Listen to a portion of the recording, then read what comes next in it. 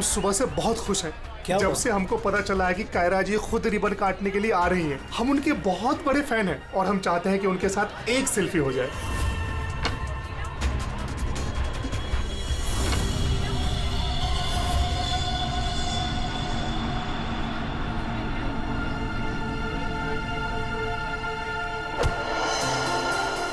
अरे अरे अंकल, आप ठीक तो है ना? मैं ठीक हूँ। बहुत बहुत शुक्रिया बेटा। कहाँ जाना है आपको? बेटा एक काम कर दोगे मेरा? हाँ जी। मुझे वहाँ अंदर तक छोड़ दो। हाँ चलो चलो। चलिए। क्या हुआ बेटा, सब ठीक तो है ना? अंकल शायद ये आवाज आपके स्टिक के कारण आ रही है। अच्छा, इसको साइड में रख दीजिए। अच्छा अच्छा ठीक है। अब आप जा सकते हैं।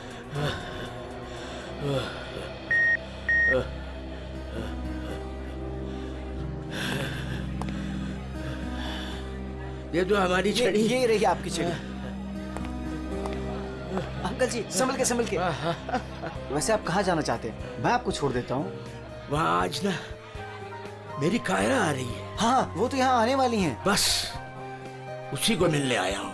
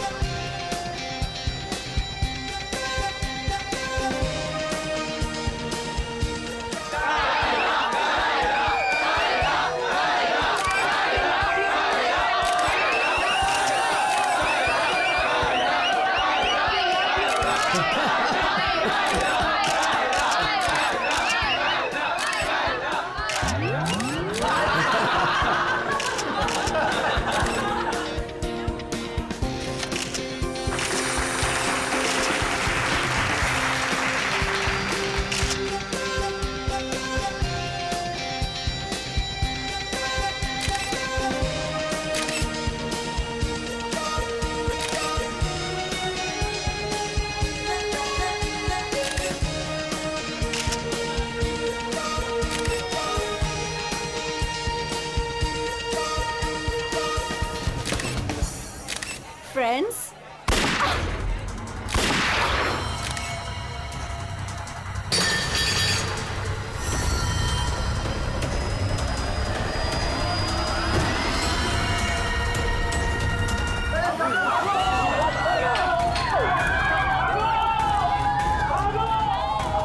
सारे एग्जिट सील कर दो। क्या हुआ? रोहित पकड़ इस मुंडे को।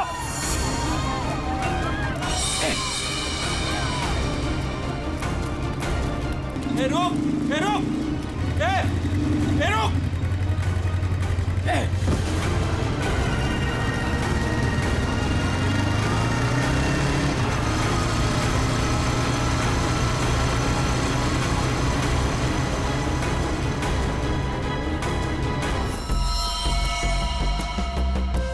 ये कैसे हो सकता? हाँ? 70 साल का एक बुजुर्ग आदमी सबके सामने इस लड़की को गोली मार देता है और जल्दी में यहां से भाग भी जाता है और किसी ने पकड़ा नहीं उसे। सर मैं भी ये सोच के हैरान हूँ कि ऐसा हो कैसे गया, लेकिन सर वो बूढ़ा आदमी दौड़ रहा था, वो भी किसी जवान की तरह बहुत तेज। उसके हाथ में गन देखी तुमने? नहीं सर, गन तो नहीं देखी, लेकिन कुछ गड़बड़ जरूर थी, क्योंकि जब वो आया तो चल भी नहीं पा रहा था और फिर उसने अपनी स्टिक फेंकी और ऐसे दौड़ा जैसे कोई रेस में पार्टिसिपेट कर रहा हो। क्योंकि वो आदमी बूढ़ा नहीं जवान था। 2 गोलियां लगी है पर कोई एग्जिट वुंड नहीं है। बुलेट की डायरेक्शन है उसके हिसाब से तो गोली यहीं कहीं से चली होगी, लेकिन इतनी भीड़ भाड़ में किसी ने गन कैसे नहीं देखी? पर सर इतनी कड़ी सिक्योरिटी होने के बावजूद कोई गन अंदर ला कैसे सकता है? सर। हाँ सर, यहाँ पे जितनी मीडिया आई थी उनकी फुटेज, यहाँ पे जितने सीसीटीवी कैमरास लगे हैं उनका फुटेज, और ये कैमरा फोन सर, ये इसकी भी फुटेज मैंने निकाल दी और रेडी कर दी। एक एक करके प्ले करो।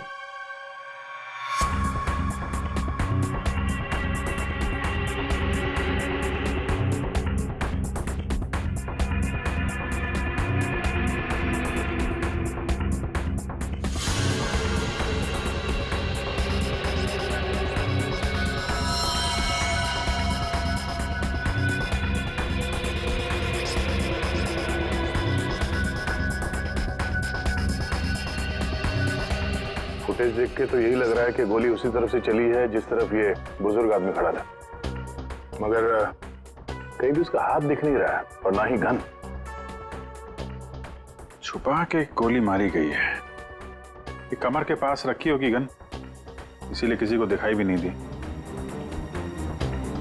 वॉचमैन सच कह रहा था कि बूढ़ा तो ऐसे भाग रहा है जैसे किसी रेस में भाग रहा हो। पंकज, क्या देखना इसका कोई क्लियर शॉट मिले, क्लोजअप वगैरह का। सर पर ये कैसे पॉसिबल है कि इतनी टाइट सिक्योरिटी और ये मेटल डिटेक्टर्स के होते हुए वो गन लेके अंदर आया और वो पकड़ा नहीं गया? सर इस मॉल की सिक्योरिटी बहुत ज्यादा टाइट और मेटल डिटेक्टर से मैंने उसे पास करवाया था। सर उसके हाथ में वॉकर के अलावा ऐसा कुछ नहीं था जिस पे हम संदेह करें। कहीं ऐसा तो नहीं कि वो गन डिसमेंटल करके इस वॉकर में छुपा के लाया हो, यहाँ पे असेंबल की और फिर इसका खून कर दिया? सर ऐसा बिल्कुल भी नहीं है, मैं पूरे टाइम उसके साथ था।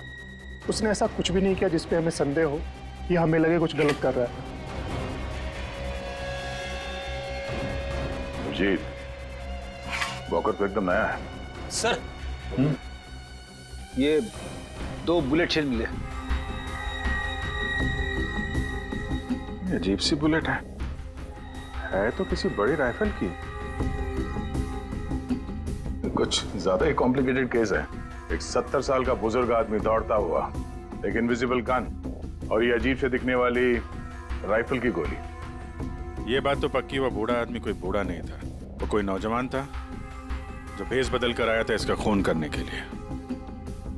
एक पेशेवर खूनी जो अपने आप को बहुत चालाक समझता है, लेकिन कब तक बचेगा?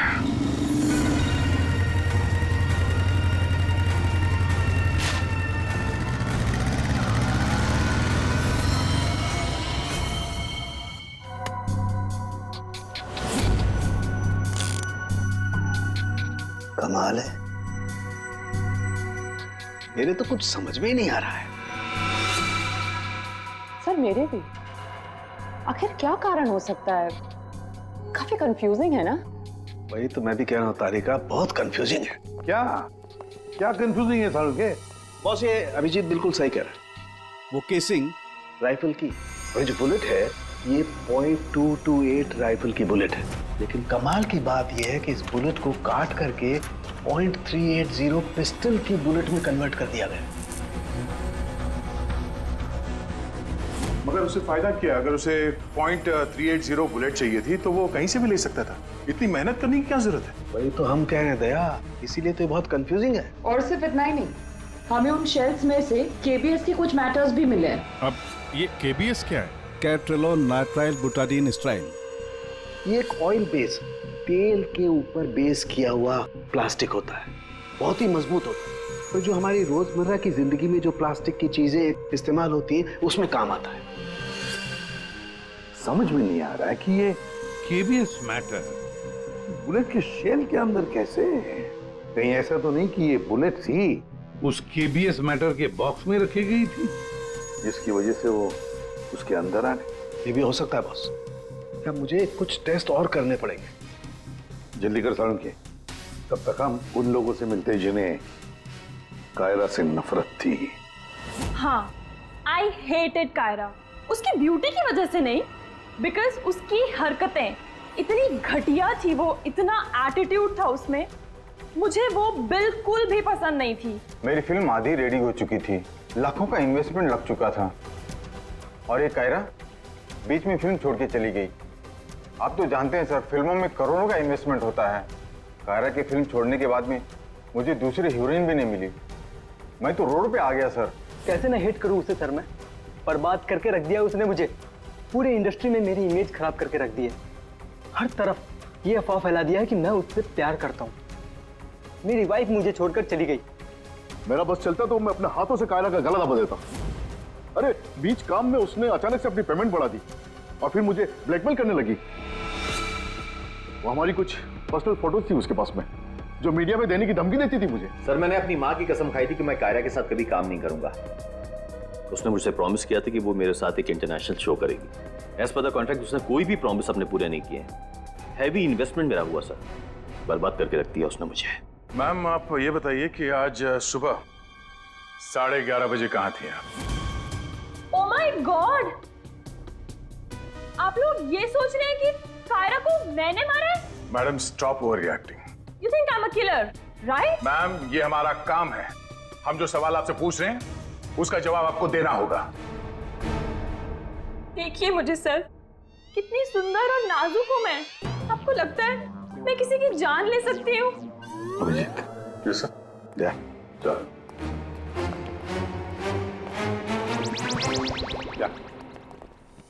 क्या लगता है? सर यहाँ जितने भी लोग हैं सबके पास कोई ना कोई मोटिवेशन है कायरा का खून करने के लिए। क्या किसने अभी समझ में नहीं आ रहा। और सर इन मोहतरमा की तरह हर कोई ड्रामा करने लगेगा तो पता लगाना और भी मुश्किल हो जाएगा। ये खूनी जो भी है बड़ा शातिर है। देखा कैसे होशियारी से और कितनी प्रोफेशनल तरीके से उसने कायरा का खून किया। कहीं ऐसा तो नहीं है कि इनमें से ही किसी ने इस प्रोफेशनल किलर को कॉन्ट्रैक्ट दे दिया कायरा को मारने का? मगर सर एक बात अभी समझ में नहीं आ रही कि इतनी टाइट सिक्योरिटी होने के बाद भी खूनी गन कैसे अंदर ले गया? मुझसे पूछ लो ना भाई, संकट की इस घड़ी में हमेशा मैं ही तो तुम लोगों के काम आता। तो फिर बता, इनमें से कौन है जिसने कायरा का खून किया हो? नहीं, ये नहीं बता सकता। हाँ तो फिर? ये बता सकता हूँ कि कायरा की जान कैसे गई। तो फिर बता ना। कायरा के मर्डर में जिस गन का इस्तेमाल हुआ था वो असली गन नहीं थी, वो घोस्ट गन थी। अरे मगर ये घोस्ट गन क्या होती है? घोस्ट गन क्या है? बस मैंने सोचा कि जब बुलेट अपने आप बनाई जा सकती है तो गन क्यों नहीं बनाई जा सकती? यार अपने हाथों से बनाई जाती तो फिर भी वो मेटल डिटेक्टर में पकड़ी तो जाती ही ना। सर अगर ये गन मेटल की ना हो किसी और चीज से बनी हो तो? तारिका, गन तो मेटल की ही बनती है। और चलो मान लिया किसी दूसरी चीज से बनाई तो वो गन जब बुलेट फायर होगी तो वो पिघलेगी नहीं। KBS plastic. केबीएस? वो जिसके ट्रेसेस आपको शेल पे मिले थे? वही मैंने इस केबीएस प्लास्टिक के बारे में रिसर्च की तो पता चला कि इस केबीएस प्लास्टिक के फिलामेंट्स बनाए जाते हैं, रेशे जो पिघलते नहीं है, और ये 3D ऑब्जेक्ट बनाने में इस्तेमाल किया जा सकता है। किसी भी नॉर्मल प्रिंटर में इंक के कार्ट्रिजेस होते हैं, लेकिन 3D प्रिंटर्स में फिलामेंट स्पूल्स होते हैं। बस medical models, architectural models, prosthetics और भी बहुत सारे नोवेल्टी आइटम्स वो सब इससे बनाए जा सकते हैं। डॉक्टर साहब इन सब का इस केस से क्या लेना देना है? लेना देना है दया। आओ बॉस, मैं तुम्हें दिखाता हूँ। ये देखो, इससे सब समझ में आएगा। बॉस ये एक 3D प्रिंटर है, ये अलग अलग चीजें प्रिंट कर रहा है, यानी बना रहा है। तो सारण के तेरे कहने के मुताबिक खूनी ने इस टेक्नोलॉजी का इस्तेमाल किया? हाँ बॉस, गन का एक एक पार्ट पहले 3D प्रिंट किया गया और फिर सारे प्रिंट्स को एक साथ जोड़ दिया। और इसलिए इन गन्स को घोस्ट गन्स कहते हैं, क्योंकि किसी भी मेटल डिटेक्टर में ये डिटेक्ट नहीं होते। अरे लेकिन वो जो बुलेट थी वो तो मेटल की थी ना? एक मिनट,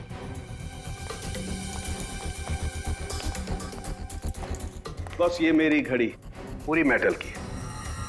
अब मैं इस घड़ी को पहन के इस मेटल डिटेक्टर में से पास होता हूं।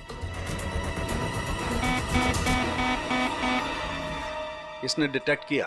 अब इसी घड़ी को हम केबीएस प्लास्टिक के बॉक्स में रखकर पास करते हैं। ये केबीएस प्लास्टिक के बॉक्स में ये घड़ी गई अंदर और हम इस मेटल डिटेक्टर से इसको लेके जाते हैं। और इसने डिटेक्ट नहीं किया। तो बस इतनी बड़ी मेटल की घड़ी को जब इसने डिटेक्ट नहीं किया तो बुलेट तो इससे ज्यादा छोटी है, आसानी से गुजर सकती है। यार मगर उसने ये बुलेट खुद क्यों बनाई? अरे बॉस, हम जानते हैं ना, एक राइफल की बुलेट की केसिंग ज्यादा बड़ी होती है बजाय पिस्टल की बुलेट की केसिंग, और ये आसानी से सारा गन पाउडर एब्जॉर्ब कर सकती है। इसीलिए प्लास्टिक की गन को कोई नुकसान नहीं पहुंचता। ताकि एक से ज्यादा फायर किया जा सके। बिल्कुल। तो फिर पता लगाते ये 3D प्रिंटर्स किन किन लोगों के पास है? ये थोड़ा मुश्किल काम है। क्यों? क्योंकि सर आजकल 3D प्रिंटर्स बहुत ज्यादा लोग इस्तेमाल करते हैं। कितने सारे schools, colleges, hospitals, engineering companies, architects सभी लोग इस्तेमाल करते हैं। तो क्या हुआ? केबीएस फिलामेंट तो है, उससे पता लगाएंगे। ये रास्ता एकदम सही है, क्योंकि सिर्फ दो ही तरीके के फिलामेंट होते हैं, एक केबीएस और दूसरा बीएलए। बीएलए मतलब ब्लेंडेड, और बीएलए बहुत आसानी से तोड़ा मरोड़ा जा सकता है। और ये बीएलए बहुत ही इजीली मार्केट में अवेलेबल भी है, जबकि केबीएस इतनी आसानी से उपलब्ध नहीं हो सकता है। बस तो फिर हम वो पता लगाएंगे कि कौन कौन लोग हैं जिनके पास वो 3D प्रिंटर है जिसमें केबीएस फिलामेंट इस्तेमाल होता है।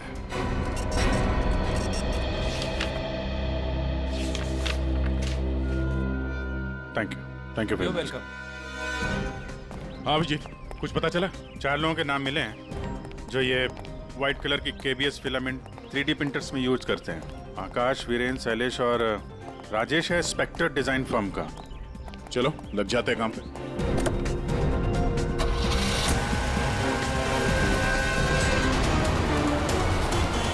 ये जो आप फिलामेंट यूज करते हैं वो किस किस प्रोडक्ट में करते हैं?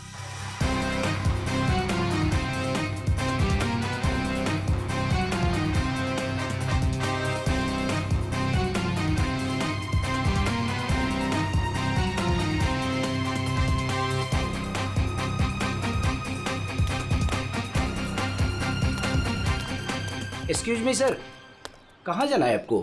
यहाँ पे एक ऑफिस है स्पेक्टर डिजाइन फर्म, वहाँ जाना है। नहीं नहीं सर, इस नाम का यहाँ कुछ भी नहीं है। क्या? लगता है आप गलत एड्रेस पे आ गए।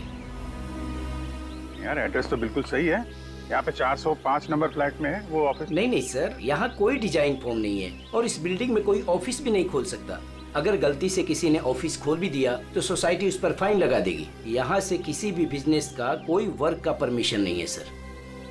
और ये 405 नंबर फ्लैट में रहता कौन है मालूम है? हाँ सर, 405 में एक लड़का रहता है, आनंद नाम है उसका। आनंद? हाँ, यहाँ का किराएदार है। सर आप पैसे नहीं जा सकते, रजिस्टर में एंट्री तो कर दीजिए आप। सर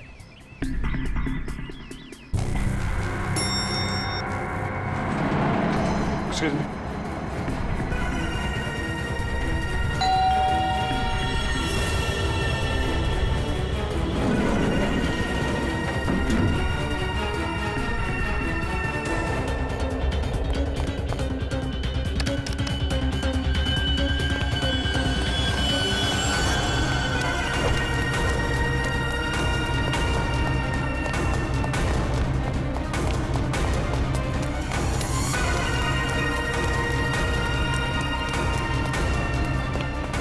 वो लड़का कहाँ गया? आनंद?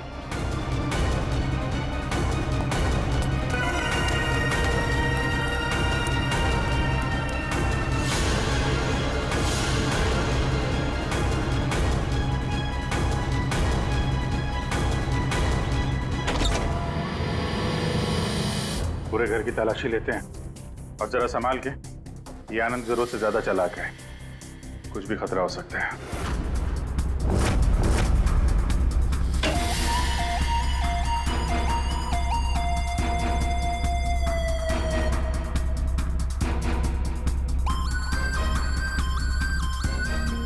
अरे सर जरा अंदर आइए, हमें कुछ मिला है। क्या है? ये देखिए सर।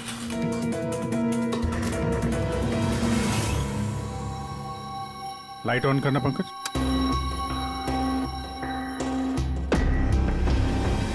यहाँ पे तो पूरा वर्कशॉप खोल के रखा है। अरुण के साहब सही कह रहे थे, ये आनंद गन बनाने के लिए यहीं पे एक्सपेरिमेंट कर रहा था। ये देखा फिलामेंट, यही वो फार्मूला है जिससे यहाँ पे वो 3D प्रिंटिंग वाली गन बना रहा था। लगता है सबको पिघला कर बना रहा था सब। ये गन जो है वो बड़ी बुलेट का फोर्स नहीं ले पा रही होगी, इसलिए उसने बुलेट काट के छोटी वाली बुलेट बनाई थी, ताकि इस गन से बुलेट चल सके और किसी की जान ले सके।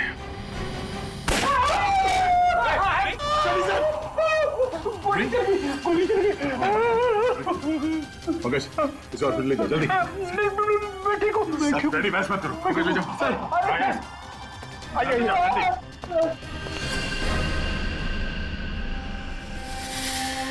My God.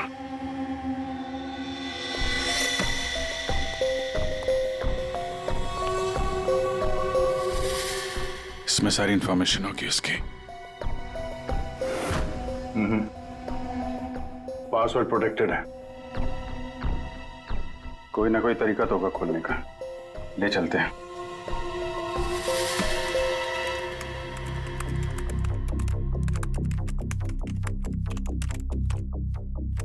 Come on.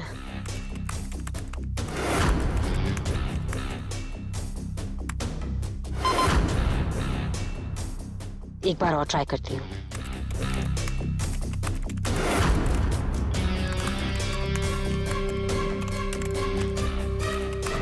अलग अलग फॉर्मूला ट्राई कर रही हूँ, डिफरेंट कोडिंग्स भी ट्राई कर रही हूँ, लेकिन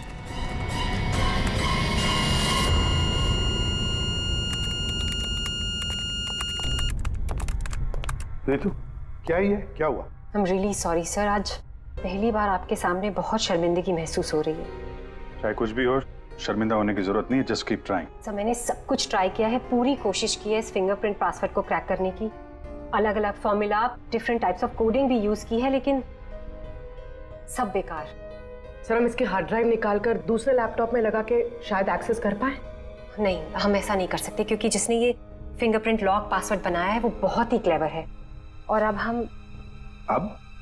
अब क्या? सर हम 9 बार इनकरेक्ट पासवर्ड एंटर कर चुके हैं और ये पासवर्ड क्रैक नहीं कर पाए हैं। अगर एक और बार हमने इनकरेक्ट पासवर्ड डाला तो क्या? सर अगर 10वीं बार इनकरेक्ट पासवर्ड डाला तो इस लैपटॉप में स्टोर्ड सारी इंफॉर्मेशन, सारा डेटा डिलीट हो जाएगा ऑटोमेटिकली। मतलब एक और अटेम्प्ट और सारी मेहनत बेकार। I'm really sorry sir। नहीं होता है, हम लोगों के साथ भी होता है, लेकिन अभी भी हमारे पास एक आखिरी मौका है। जी, अब क्या करेंगे सर? तो अब इसे खोलने के लिए हमें वो खूनी चाहिए। खूनी की जरूरत नहीं है हमें, सिर्फ अंगूठा चाहिए। लेकिन सर अगर खूनी को नहीं पकड़ेंगे तो उसका अंगूठा कहां से लाएंगे? साड़ुंखे है ना हमारे पास। डॉक्टर साहब एग्जैक्टली कर क्या रहे हैं? कांटे से कांटा निकाल रहे हैं दया। उस क्रिमिनल ने टेक्नोलॉजी का इस्तेमाल किया था ना ये सब करने के लिए। बॉस हम भी उसके खिलाफ टेक्नोलॉजी का ही इस्तेमाल करेंगे। सबसे पहले हम इस प्रिंटर पर से उस खूनी के सारे उंगलियों के निशान लेंगे और उसे अपने सिस्टम में सेव करेंगे, और उसके बाद उसके अंगूठे का एक 3D प्रिंट निकालेंगे। जब वो प्रिंट तैयार हो जाएगा तो जो फिंगरप्रिंट्स हमारे सिस्टम में सेव हैं उसमें से अंगूठे का फिंगरप्रिंट लेकर के इस 3D प्रिंट वाले अंगूठे पर सेट कर देंगे।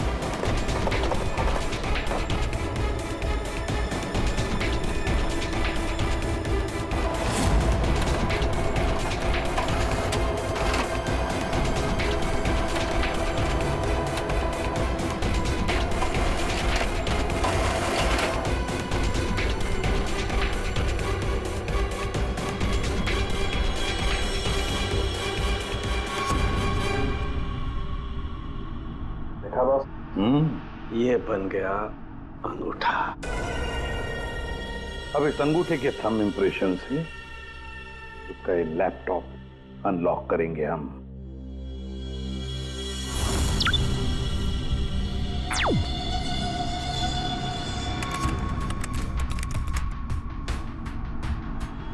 वाह सर, इस लैपटॉप में तो काफी सारी इंफॉर्मेशन है। ये डार्क वेब से कनेक्टेड है।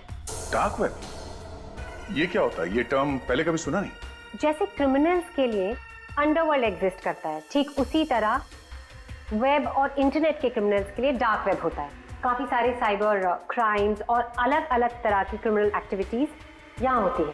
वेब का अंडरवर्ल्ड, डार्क वेब। लेकिन ये इंटरनेट पर तो सब कोई भी कुछ भी एक्सेस कर सकता है। इस डार्क वेब में इन्वॉल्व क्रिमिनल्स ये पकड़े क्यों नहीं जाते? सर, आम लोग डार्क वेब को एक्सेस नहीं कर सकते। इसके लिए एक अलग तरह के सॉफ्टवेयर की जरूरत होती है। सर, उसकी हेल्प से जो भी लोग यहाँ एक्टिव हैं उन्हें एक्सेस किया जा सकता है। सर, यहाँ अलग अलग तरह के क्राइम होते हैं, जैसे ड्रग्स, प्रोस्टिट्यूशन, कॉन्ट्रैक्ट किलिंग, और वही लोग यहाँ पर होते हैं जो ट्रैक नहीं होना चाहते। ये मिस्टर आनंद क्या कर रहा है डार्क वेब में?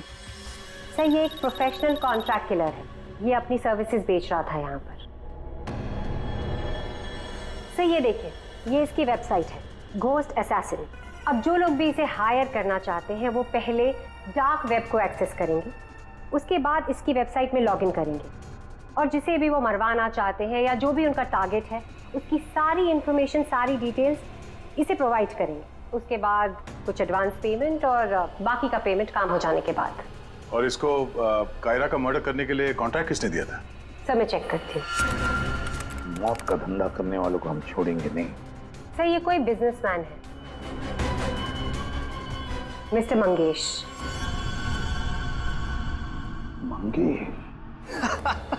अरे तुझे मालूम नहीं मैं कितना खुश हूँ। हाँ, सारी तैयारी हो गई। अच्छा, एक काम कर, मैं अभी गाड़ी में बैठ रहा हूँ, सीधे एयरपोर्ट आ रहा हूँ। ओके, चल तू उधर ही रुक।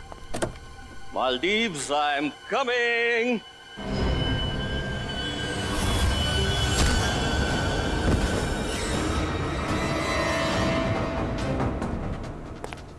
सॉरी मंगेश, तुम्हारी मालदीव्स की ट्रिप मैंने कैंसिल कर दी है। अब मैं तुम्हें सीधे सीआईडी ब्यूरो की सैर करवाता हूं, वो भी टोटली फ्री ऑफ कॉस्ट।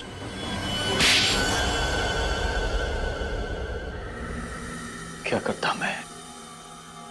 बर्बाद हो गया था मैं। खत्म कर दिया तो उस लड़की ने मुझे, कायरा ने मुझे बर्बाद कर दिया। एक हैवी अमाउंट दिया था मैंने इसको इंटरनेशनल शो के लिए, और कॉन्ट्रैक्ट के हिसाब से इसने वादा किया था कि 3 घंटा स्टेज पे परफॉर्म करेगी। क्या किया? सिर्फ 1 घंटे परफॉर्म की, बर्बाद कर दिया मेरे शो को इसने। तो अपना नुकसान पूरा करने के लिए तुमने जान ले ली उसकी, और तुमने इस किलर को कांटेक्ट कैसे किया?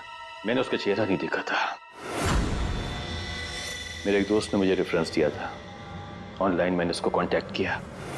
जिसका खून कराना था उसकी पूरी डिटेल्स, पूरी इंफॉर्मेशन, फोटोग्राफ्स एक छोटे से वीडियो में बना के भेज दी। फिर उसने अपना काम कर दिया। तुम कभी मिले नहीं उससे? मैं इससे कभी नहीं मिला, सब कुछ ऑनलाइन हुआ। और उस असली खूनी को कैसे पकड़े सर? अभिजीत,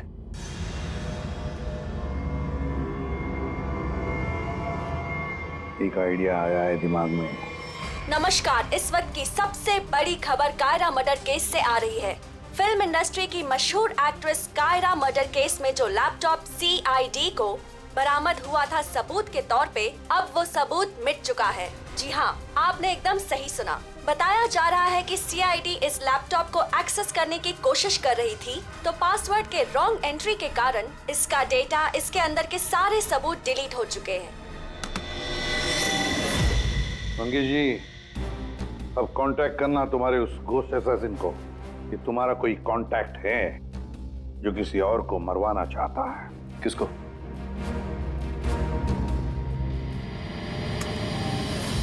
ये है। देखिए, मेरा नाम नरेंद्र है। मैं फिल्में बनाता हूँ, मैं फिल्म प्रोड्यूसर। मेरा एक पार्टनर है, जसविंदर नाम है उसका। वो पंजाब में है। मैं चाहता हूँ कि आप उसका खून कर दें। मुझे पता है आप ये काम कर सकते हैं। उसके आपकी जो भी फीसें मैं देने के लिए तैयार हूँ। जसविंदर का फोटो और उसके सारे डिटेल मैं आपको भेज ही रहा हूँ। अब इस वीडियो को भेज दो तुम्हारे उस घोस्ट असैसिन को। अच्छा, ये जसविंदर कौन है? सर, आप हम में से किसी को जसविंदर बनाना चाहते हैं? जसविंदर अभी आएगा, आता ही होगा। क्या बॉस? क्या बात है, क्यों बुलाया? अच्छा। यार ऐसे मुस्कुरा के क्यों मार रहे हो? बता दो ना साफ साफ क्यों बुलाया है। देख साउंड, तुझे हमारे लिए जसविंदर बनना है। What? क्या मतलब क्या तुम्हारा? बताता हूँ। वो जो घोस्ट असैसिन है ना, कॉन्ट्रैक्ट किलर, हाँ। उसको पकड़ने के लिए एक प्लान बनाया है। क्या? उस प्लान में तुम उसका विक्टिम बनेगा। नहीं भाई, अरे भाई की बात सुन ले पहले। उसका विक्टिम बनेगा, वो कॉन्ट्रैक्ट किलर तुझे मारने आएगा। अच्छा, मतलब वो मुझे मारने आएगा और तुम लोग मुझे बचा लोगे, और इस बीच में कहीं अरे कुछ नहीं होगा। क्या हम लोग मर गए? तुम पर तो मुझे बिल्कुल भी विश्वास नहीं। सॉरी टू से, बट यार नहीं यार, मुझे माफ कर दो यार, प्लीज यार। मैं बोल रहा हूँ, मैं अपनी लैब में ठीक हूँ ना, क्यों फंसा रहे हो यार तुम मुझे? नहीं, तू करेगा या नहीं करेगा? जब मैं घर पहुंचा, रात के 11 बज रहे थे, मैंने देखा कि वो, ये लीजिए, वहां पे जाइए। Hi guys, just give your attention here now. Famous Punjabi film producer Jaswinder ji हमारे बीच। और आपने तो कल के न्यूज़पेपर में पढ़ा ही होगा कि वो अपनी अगली पंजाबी फिल्म की कास्टिंग कर रहे हैं, जिसके लिए वो male female lead actors, villain और कैरेक्टर एक्टर्स की तलाश में। तो आप लोग अपनी स्क्रिप्ट रेडी कर लीजिए, वो आते ही होंगे। And let me tell you, he is a very very busy man. All the best. Thank you. अरे सर आ गए। सत श्री अकाल जी साਰਿਆਂ ਨੂੰ, सत श्री अकाल। रुको बेबी। सर देखो बेबी, पहले कैंडिडेट को 5 मिनट के बाद मेरे रूम के भेज लो। हाँ चलो जी, सत श्री अकाल। चलो मेरा तैयार है, मेरा तैयार है। सर बैठ जाइए, मैं बता रही हूँ। सर 5 मिनट में बैठ जाइए, आप लोग बैठ जाइए।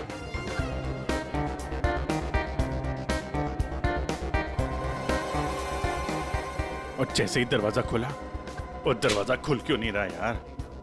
जैसे ही दरवाजा खुला,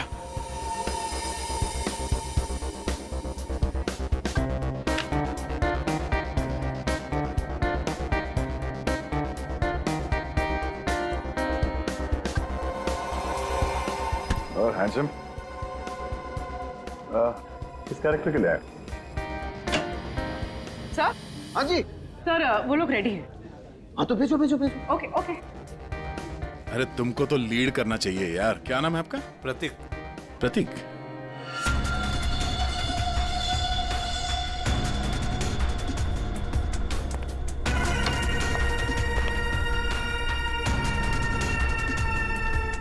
एक्सक्यूज मी, मैं भी ऑडिशन के लिए आया हूँ। आपका नाम क्या है? जी सुरेश।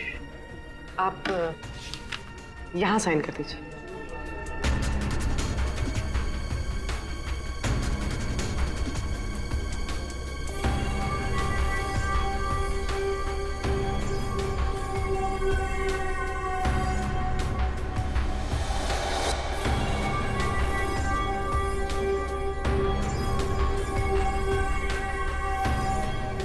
अंकिल ने फॉर्म भर दिया? हाँ हाँ। आइए अंकिल, आपका ऑडिशन पहले लेते हैं। स्क्रिप्ट? स्क्रिप्ट अंदर ही दे देंगे। इनका नंबर लग गया। नहीं, वो हीरोइन के फादर का रोल है ना, उसके लिए परफेक्ट है, इसलिए। नहीं, मैं बहुत देर से खड़ा हुआ था इसके लिए। नहीं नहीं, आप तो हीरो मटेरियल है सर, आपका बाद में लेते हैं। आइए अंकिल। कोई प्रॉब्लम नहीं, कोई प्रॉब्लम नहीं। आइए, सीनियर सिटीजन है भाई, समझा करो।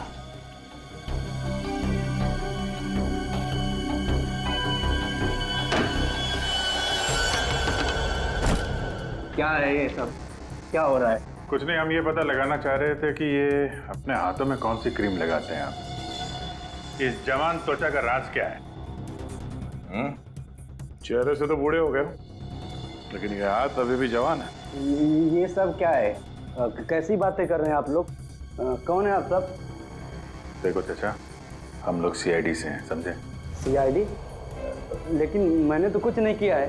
तुमने क्या किया है और क्या नहीं, अभी पता चल जाएगा। क्या ये?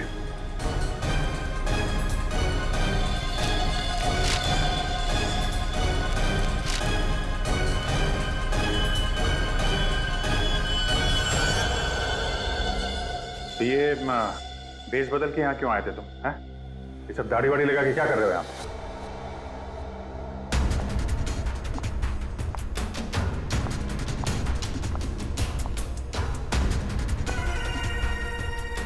आओ जी। हाँ जी, कुछ तैयार किया आपने?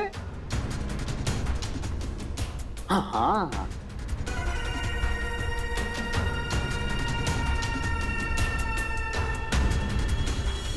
बहुत बढ़िया। हाँ सर, मैं तो बस एक एक्टर हूँ। रंगमंच थिएटर के बाहर एक एक्टर मिला था, उसने मुझे बताया कि इधर ऑडिशंस चल रहे हैं, 60 साल के ऊपर का एक कैरेक्टर है, अगर मैं गेटअप चेंज करके जाऊँ तो मुझे वो रोल मिल जाएगा। और उसने ये भी बताया कि प्रोड्यूसर साहब को मिठाई बहुत पसंद है, इसलिए मैं सबसे फेमस मिठाई वाले से ये मिठाई लेके आया।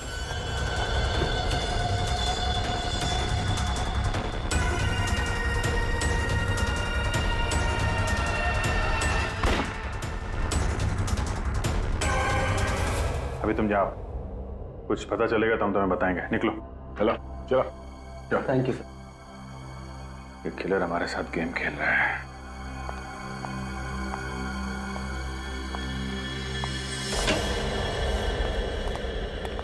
अंकिल ने बहुत अच्छा ऑडिशन दिया, रोल पक्का।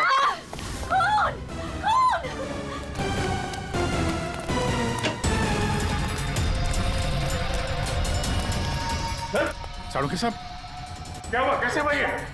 सर मैं यहाँ पर जब आई तो ऑलरेडी लाश यहाँ पर पड़ी हुई थी। कोई था यहाँ पे? मेरे यहाँ आने से पहले एक साड़ी वाली बाहर गई थी। पूर्वी जरा ध्यान रखना।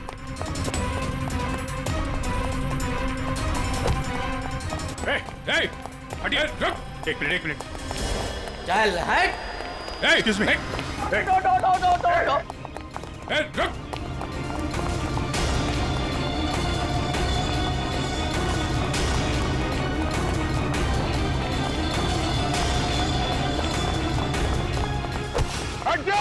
बैठ जाओ नीचे, बैठ जाओ। बस खेल खत्म तुम्हारा।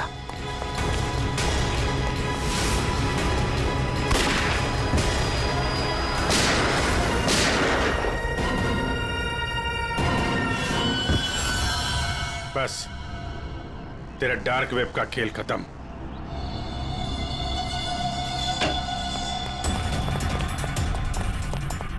डॉक्टर साहब, सर सांस नहीं चल रही है सर। एम्बुलेंस फोन कर, चले। अरुण के साथ। अरे छोड़ दो दे। हाँ? छोड़ दो। अरे गिरा मत देना यार, अरे गिरा मत देना। क्या नाटक कर रहे हैं आप ये? हैं? खून कहाँ है? क्या नाटक कर रहे हैं आप?